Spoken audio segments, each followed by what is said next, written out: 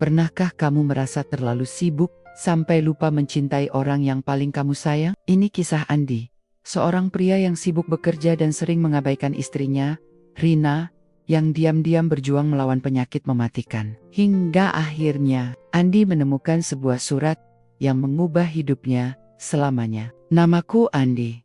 Usiaku 31 tahun, dan mungkin aku adalah suami yang paling bodoh sedunia. Setiap hari aku berangkat kerja sebelum matahari muncul, dan pulang ketika bintang sudah tak tampak. Rasanya seperti aku hidup untuk angka-angka, laporan bulanan, target yang tak pernah cukup, dan mengorbankan segalanya demi satu kata yang selalu terngiang di kepala: sukses. Termasuk mengorbankan Rina, istriku, wanita yang dulu kupeluk setiap malam dengan rasa syukur karena telah memilihku. Kini hanya menjadi siluet yang menungguku di ujung meja makan. Ma, aku lembur lagi ya. Ada meeting dadakan, itu Pazon, yang hampir tiap malam aku kirim. Dan seperti biasa, ia hanya membalas, "Hati-hati pulangnya mas," dengan emoji senyum. Selalu emoji itu. Padahal, aku tahu, senyum itu hanya tinggal di layar, tak pernah bener-bener sampai ke wajahnya. Aku masih ingat malam itu, hari Selasa. Kalau tidak salah, aku pulang pukul 11 malam. Langit Jakarta gerimis kecil, dan rasa kantuk sudah mengalahkan segalanya. Begitu pintu rumah terbuka, bau harum masakan menyambutku. Tapi meja makan kosong, hanya ada sepiring nasi dingin dan semangkuk sayur bening yang sudah kehilangan uapnya. Lampu ruang tamu menyala lembut, dan di sofa panjang Rena tertidur. Kepalanya miring, jilbabnya masih dikenakan. Tubuhnya menyusut, entah sejak kapan. Kupandangi dia sebentar. Ada kantung mata yang menggelap, wajahnya pucat, dan napasnya terdengar berat meski tertutup senyap malam. Aku mendekat, ingin membangunkannya. Tapi begitu tanganku menyentuh bahunya, ia langsung terbangun dan tersenyum. "Mas sudah pulang, Mas?" "Mau?" tanyanya. Suara serak. Aku mengangguk cepat, meski perutku sudah kenyang dari makan di kantor. "Iya, makan dikit aja. Kamu belum tidur?" "Tidur kok, cuma pengen nunggu mas," ucapnya.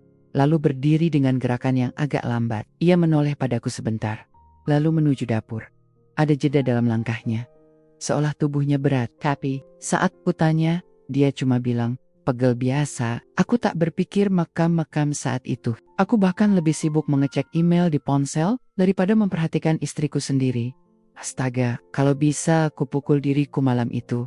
Kami makan dalam diam. Aku dengan suapanku yang malas, Rina dengan sorot mata penuh perhatian yang bahkan tak kusadari. "Besok kamu ada jadwal rapat pagi?" tanyanya pelan.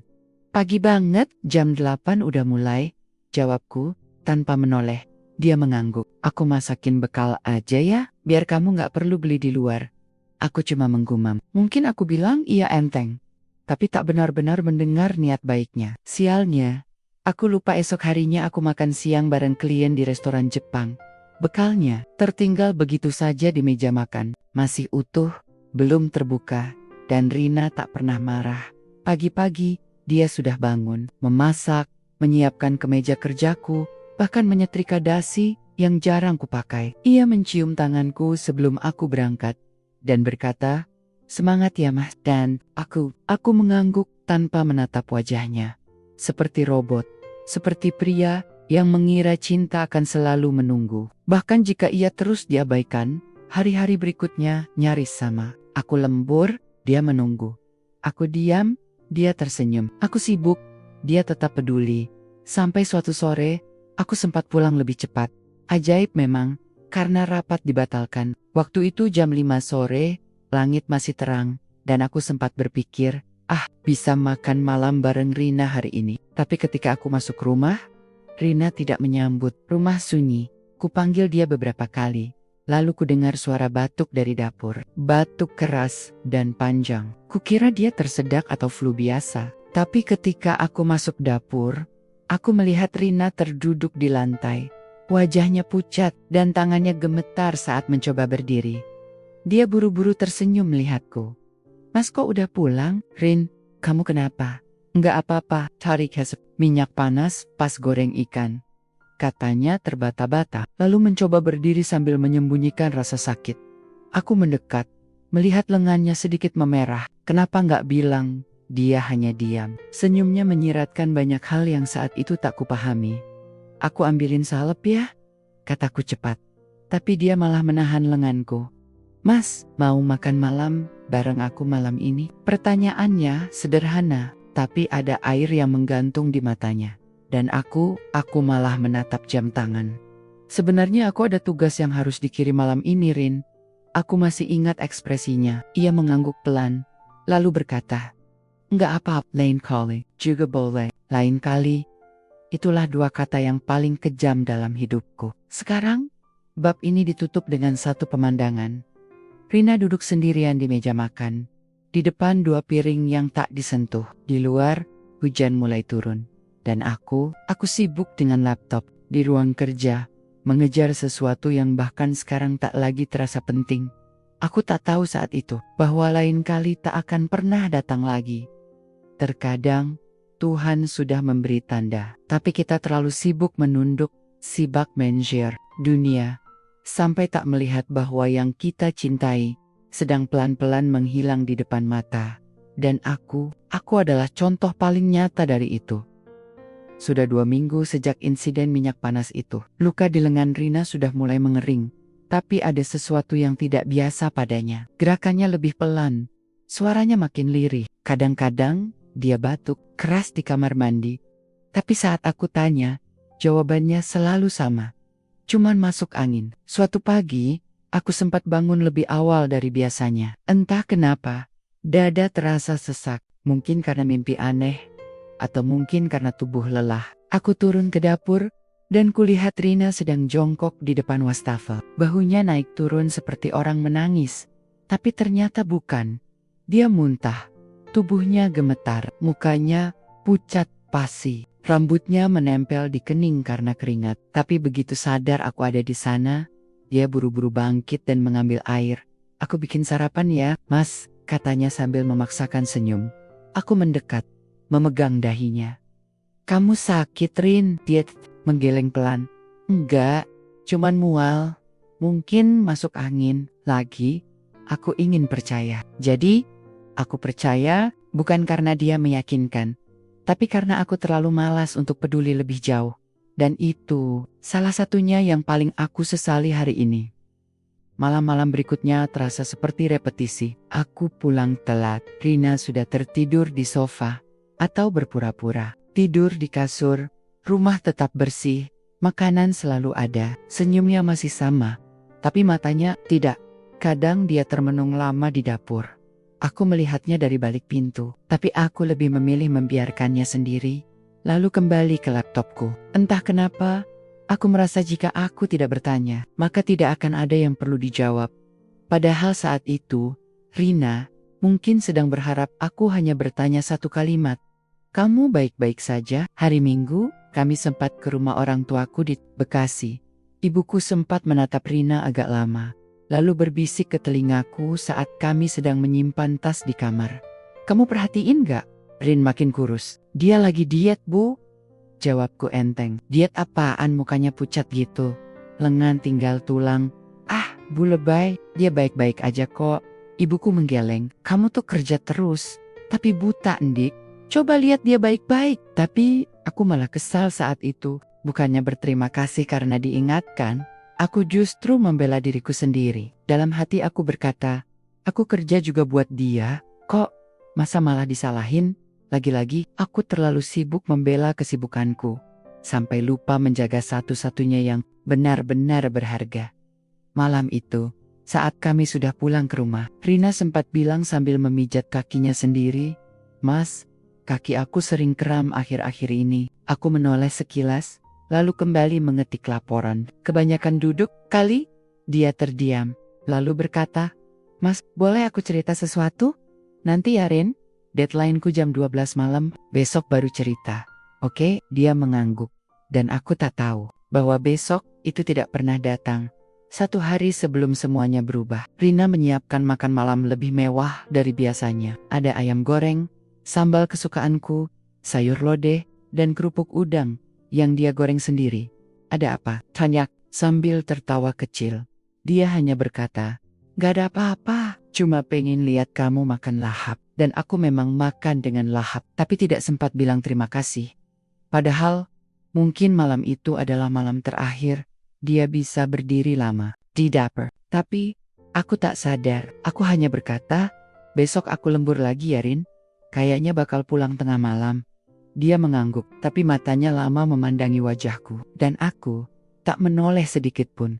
Sekarang, saat aku menulis ini aku bisa membayangkan semua tanda yang Tuhan berikan. Tapi, saat itu, semuanya terasa normal. Karena aku tak pernah benar-benar hadir untuk menyadari. Aku pikir cinta bisa bertahan sendiri. Aku pikir cukup dia yang berjuang. Aku pikir dia akan selalu ada. Ternyata aku salah. Dan tidak ada yang lebih menyesakkan daripada menyadari bahwa kamu terlalu percaya waktu, padahal waktu tak pernah berjanji untuk menunggu. Malam itu sunyi. Andi duduk di tepi ranjang, menatap kosong ke arah bantal yang masih berantakan. Rina sudah 3 hari dimakamkan, tapi kamar mereka masih seperti kemarin, tak ada yang berubah. Kecuali udara yang kini terasa lebih dingin dan hampa. Di sudut kamar, masih tergantung gamis merah muda kesukaan Rina. Aroma parfumnya samar-samar masih tercium. Semua terasa seperti mimpi buruk yang belum juga berakhir.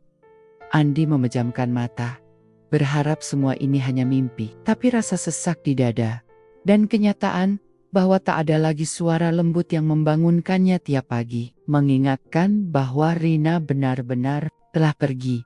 Ia menarik napas panjang, lalu membaringkan tubuh di kasur. Namun, saat hendak merapikan bantal, tangan Andi menyentuh sesuatu. Sebuah amplop kecil terselip di bawahnya. Perlahan, ia menarik amplop itu keluar. Ada tulisan tangan di bagian depannya. Untuk Andi. Buka saat aku sudah tiada. Jantungnya berdegup kencang. Tangan Andi gemetar saat membuka surat itu. Isinya tangan Rina, rapi seperti biasanya. Mas Andi, maaf kalau aku menulis surat ini tanpa bilang apa-apa. Aku cuma ingin bicara. Tapi entah kenapa, aku lebih bisa menuangkan semuanya lewat tulisan. Mas, aku tahu kamu sibuk, aku tahu kamu kerja keras demi masa depan kita. Tapi, aku juga tahu, kadang kamu lupa kalau aku ada. Bukan karena kamu jahat, tapi karena mungkin kamu terlalu lelah, terlalu terbiasa denganku. Aku cuma ingin bilang, aku selalu bahagia menjadi istrimu. Walaupun kamu jarang pulang cepat, walaupun kadang kamu lupa ulang tahun pernikahan kita. Bahkan saat kamu lupa makan malam yang sudah aku siapkan. Aku tetap bahagia karena mencintaimu. Sudah cukup buatku. Tapi kini aku merasa waktuku gak lama. Aku gak mau kamu kaget. Jadi aku simpan ini sendiri. Maaf kalau aku menyembunyikan sakitku. Aku cuma takut kamu makin terbebani. Aku pengen kamu tetap tersenyum. Meski aku pelan-pelan melemah, Mas. Kalau suatu saat aku pergi lebih dulu, jangan terlalu lama sedih ya. Tapi, tolong, kali ini, bacalah aku, dengarlah aku, peluklah anak kita sesering mungkin. Ceritakan tentang aku padanya, tentang betapa aku mencintai kalian berdua. Dan terakhir, cintailah istrimu, sebelum terlambat. Rina, surat itu jatuh dari tangan Andi. Tangisnya pecah, bukan hanya karena kehilangan, tapi karena penyesalan yang kini menjeratnya erat. Ia menyesal atas semua malam yang ia habiskan di depan laptop. Semua tawa yang ia lewatkan. Semua kata, aku cinta kamu, yang tak pernah sempat ia ucapkan meski hanya sekali dalam seminggu. Maaf Rin, maaf. Isaknya lirih, sambil meremas bantal, yang masih menyimpan wangi tubuh istrinya.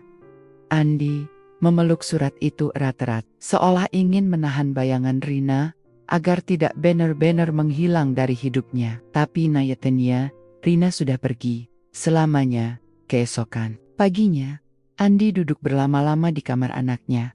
Alif, bocah usia 5 tahun itu, masih tertidur pulas. Wajahnya tenang, damai, dan sangat mirip Rina.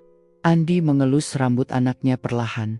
Maafin ayah nak, ayah nggak akan sia-siain kamu. Ayah janji. Hari itu, Andi memutuskan untuk cuti panjang. Ia menghubungi atasannya dan berkata jujur bahwa ia ingin bersama anaknya, menebus waktu yang telah hilang selama seminggu ke depan. Andi mulai membersihkan rumah, memasak, dan belajar merawat Alif sepenuh hati. Tak jereng, ia menangis diam-diam saat membuka lemari dan menemukan catatan kecil dari Rina yang tertempel di dapur. Mas, jangan lupa minum air putih ya. Jangan kebanyakan kopi. Satu demi satu kenangan itu datang, menghantam, menguliti hatinya, pelan-pelan. Namun di balik luka itu, Andi mulai berubah. Ia menjadi lebih tenang, lebih peka, dan lebih menghargai waktu yang ada. Ia mulai sadar, cinta bukan tentang memberi barang mahal atau jam kerja yang panjang, tapi tentang hadir, tentang perhatian kecil yang sering disepelekan. Dan di tengah keputusasaannya, Andi menemukan harapan baru. Suatu malam, saat membereskan rak buku, Andi menemukan sebuah jurnal milik Rina. Ia membacanya dengan hati bergetar, dan di halaman terakhir, ia menemukan tulisan yang membuatnya berhenti bernapas sejenak. Mas, aku tahu kamu tidak sempurna, tapi aku juga tahu kamu bisa jadi suami dan ayah terbaik kalau kamu mau berhenti mengejar dunia dan mulai menggenggam yang ada di depanmu. Aku percaya itu. Maka, jika nanti aku tiada, jangan cuma mengenang aku, tapi jadilah versi terbaikmu untuk Alif. Itu sudah lebih dari cukup bagiku. Andi menangis malam itu. Tapi kali ini bukan karena hancur, melainkan karena hatinya mulai belajar bagaimana kehilangan bisa menjadi titik balik untuk benar-benar mencintai. Malam itu, rumah terasa begitu kosong. Tidak ada suara batuk Rina, tidak ada aroma teh melati yang biasa menguar dari dapur, dan tak ada pelukan hangat yang menanti Andi pulang. Andi duduk di ranjang. Mereka ranjang, yang kini hanya menyisakan satu sisi yang dingin. Di atasnya masih ada selimut berwarna biru muda, kesukaan Rina. Ia mengusap lembut bantal Rina, berharap aroma tubuh istrinya masih tertinggal. Tapi yang ia temukan bukan sekadar kenangan, melainkan sebuah surat kecil yang terlipat rapi. Di balik sorong bantal dengan tangan gemetar, Andi membuka surat itu. Tulisan tangan Rina yang lembut langsung menusuk hatinya. Untuk suamiku yang paling aku cintai, aku tahu kau sibuk. Aku tahu kau lelah. Aku tidak pernah menyalahkanmu karena jarang pulang, karena tak sempat menemaniku ke dokter, atau karena lupa hari ulang tahunku. Aku hanya ingin kau bahagia, walau tanpaku. Tapi maaf, aku lelah menyembunyikan sakit ini. Bukan karena aku ingin meninggalkanmu, tapi karena aku ingin kau belajar satu hal. Jangan pernah terlalu sibuk mencintai orang yang belum tentu mencintaimu kembali, hingga lupa pada yang selalu menunggumu pulang. Aku mencintaimu, tapi jika aku tak lagi ada, peluk anak kita sehangat pelukanku. Rina, air mata Andi jatuh begitu saja. Tangan yang selama ini hanya menandatangani kontrak kerja, kini gemetar memeluk kertas lusuh yang lebih berharga dari semua proyek miliaran rupiahnya. Ia baru sadar, selama ini ia hidup di rumah yang penuh cinta, tapi hatinya tinggal di kantor yang dingin. Andi berjalan ke kamar anak mereka. Dinda, gadis kecil itu tidur pulas, memeluk boneka kelinci. Dalam diam, Andi berlutut di samping ranjang dan menangis. Maafin, ayah. Ya, nak, ayah terlalu sibuk cari uang, sampai lupa istri ayah sedang sekarat. Suara hujan mulai turun, mengetuk atap rumah seperti mengetuk hati Andi yang selama ini keras. Malam itu, ia tidak tidur. Ia membaca surat itu berulang kali, seolah berharap Rina muncul di pintu kamar dan berkata, "Aku cuma bercanda, aku belum pergi," tapi tidak. Yang tersisa hanyalah keheningan, dan surat terakhir dari perempuan yang selama ini ia abaikan, perempuan yang mencintainya dalam diam hingga detik terakhir hidupnya. Kadang, cinta tak butuh kata, tapi jika tak pernah diperlihatkan, ia hanya akan jadi penyesalan setelah kepergian. Matahari pagi itu terasa sangat berbeda. Suasananya hening meskipun burung-burung berkicau dan angin berembus pelan. Andi duduk bersimpuh di depan makam Rina. Tangannya gemetar, memegang secarik surat yang baru saja ia temukan di dalam laci meja. Rias, surat itu bertuliskan, "Untuk suamiku tercinta, jika aku sudah tiada." Andi membuka lipatan kertas itu dengan air mata yang belum juga berhenti mengalir sejak semalam. "Andi sayang, kalau kamu membaca ini, itu berarti Aku sudah nggak bisa lagi menyentuh pipimu setiap pagi. Aku nggak bisa lagi masakin sarapan favoritmu.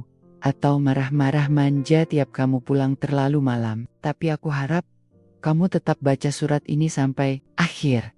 Meskipun kamu mungkin merasa sudah terlalu terlambat, aku tahu kamu sibuk. Dan aku bangga padamu. Tapi di balik semua itu, aku kesepian. Aku cuma ingin ditemani, didengarkan. Aku ingin merasa dicintai. Bukan cuma dianggap ada, tapi aku gak pernah benci kamu, Andi. Aku justru mencintaimu lebih dari yang kamu tahu. Sampai nafas terakhirku pun, aku masih berharap kamu akan memelukku. Walau cuma sekali saja, dengan sungguh-sungguh. Jangan ulangi kesalahan ini. Kalau suatu saat nanti, kamu mencintai perempuan lain, cintai dia seperti esok kamu akan kehilangannya. Karena kamu gak akan pernah tahu kapan Tuhan akan memanggil dia pulang. Maaf ya, aku gak kuat lagi, tapi aku bahagia karena pernah jadi istrimu, Rina. Surat itu jatuh dari tangan Andi, basah oleh air mata. Ia memeluk nisan istrinya seerat mungkin, seolah berharap bisa menarik waktu kembali. Tapi waktu tak pernah bisa ditawar. Hari itu, Andi memilih duduk lama di pemakaman. Ia mengingat setiap detik yang pernah ia sia-siakan, dan setiap senyum Rina yang ia anggap sepele. Kini, semuanya hanya kenangan yang menghantui. Jangan tunggu kehilangan untuk mulai mencintai. Karena ketika kematian datang, semua nanti tak ada lagi artinya. Cintai pasanganmu hari ini, sebelum waktu merenggutnya darimu selamanya. Pernahkah kamu menyesal karena telat menunjukkan cinta? Jangan biarkan kisah ini terjadi padamu. Tonton kisah lengkapnya dan bagikan pada orang yang kamu sayang. Subscribe sekarang untuk lebih banyak kisah menyentuh seperti ini.